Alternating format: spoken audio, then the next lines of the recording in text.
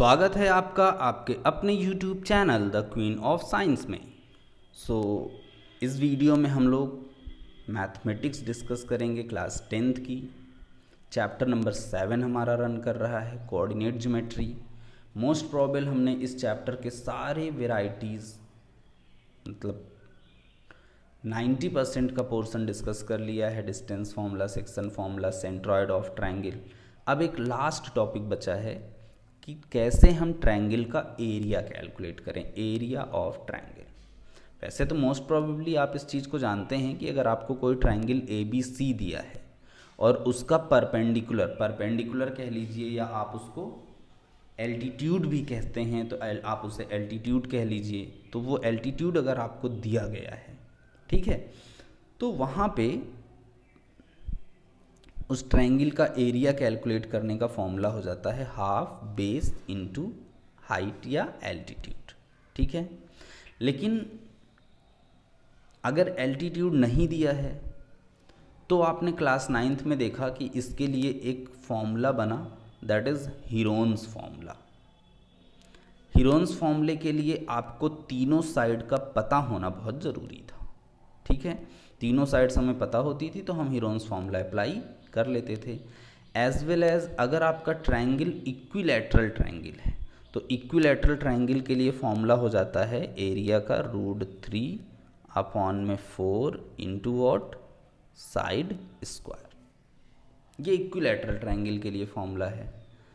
Question ये उठता है कि अगर हमें ट्रायंगल के वर्टिसेस दिए जाएं तो क्या ट्रायंगल के वर्टिसेस के थ्रू हम ट्रायंगल का एरिया निकाल सकते हैं? तो आंसर है कि निकाल सकते हैं। इवन आंसर ये भी है कि अगर ये फॉर्मूला जो कि डेवलप किया गया है ट्रायंगल के एरिया के लिए, अगर हमें ये फॉर्मूला ना भी पता हो तब भी हम निकाल सकते हैं। पूछिए कैसे?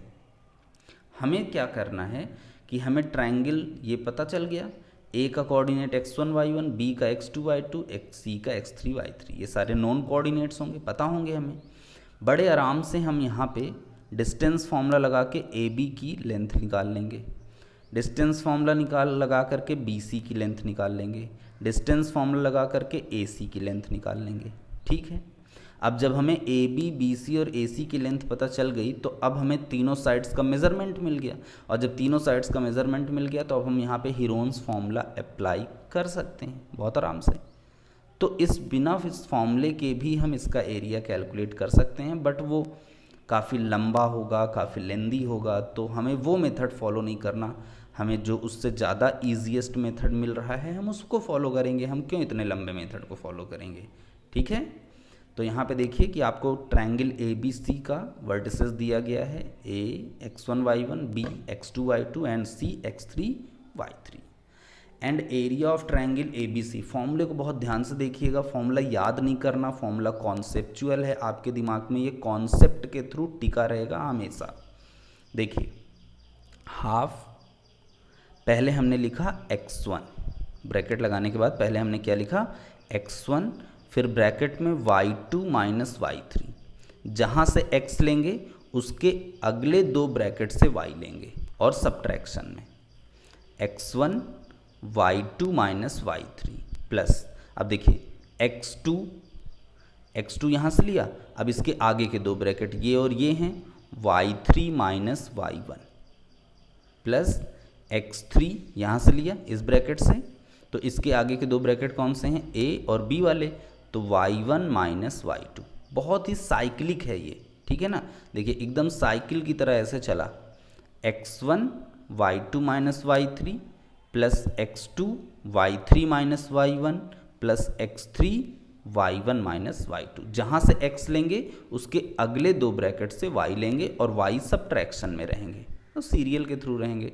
तो बहुत ईजी सा ये फॉर्मूला हो गया हमारे पास ट्रायंगल के एरिया का, ठीक है। अब देखिए अगर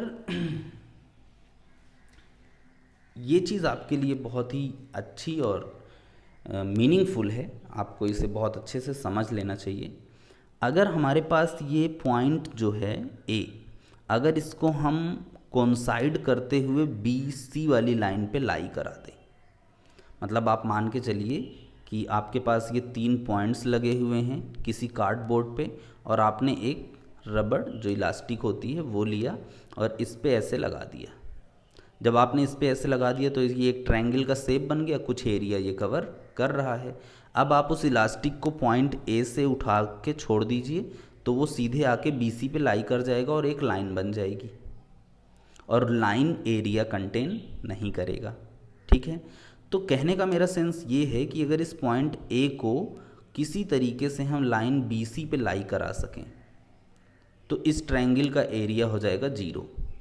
यहाँ पे लिखा है if area of triangle is 0, it means what, it means all 3 vertices are collinear. B यहीं पे कहीं पे A और C, तो ये तीनों पॉइंट्स क्या हो जाएंगे, कोलिनियर हो जाएंगे। और यहाँ से कोलिनियरिटी की कंडीशन बनती है, अगर तीनों वर्टिसेस कोलिनियर हो गए ट्रायंगल के एरिया 0 होने पे, तो इस ट्रायंगल के एरिया को 0 के इक्वल कर दो।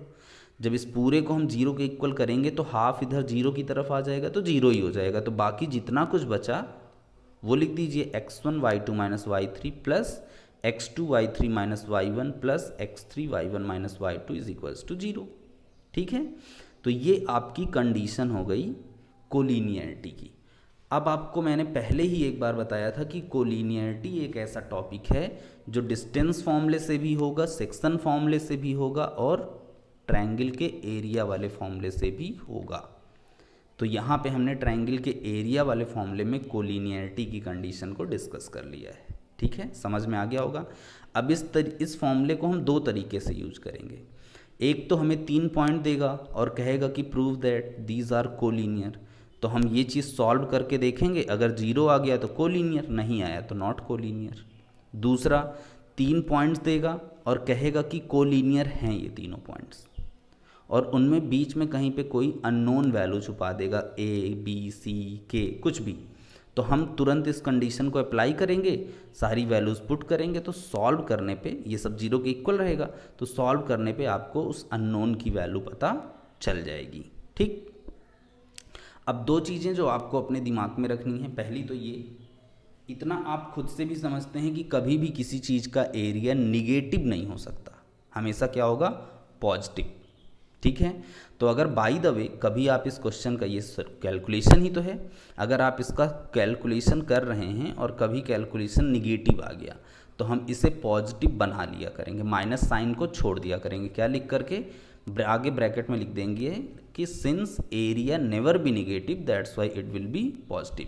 जैसे आपने सॉल्व किया, एरिया इज इक्वल्स टू आ गया -10, तो माइनस साइन वहाँ से हम हटा देंगे, उसको फिर अगली लाइन में हम क्या लिख देंगे, 10।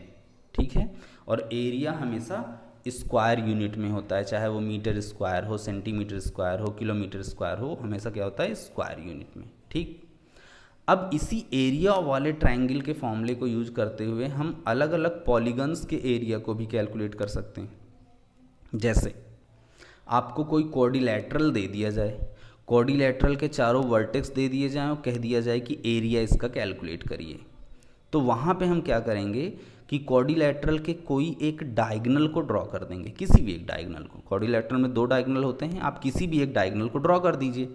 जब आप डायगोनल को ड्रॉ कर देंगे तो आपका वो क्वाड्रिलैटरल 2 ट्रायंगल्स में डिवाइड हो जाएगा।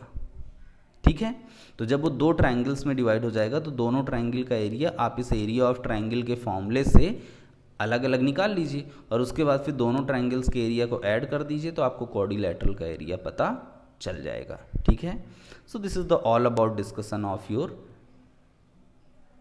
Area of triangle formula. Okay, now we will discuss the exercise.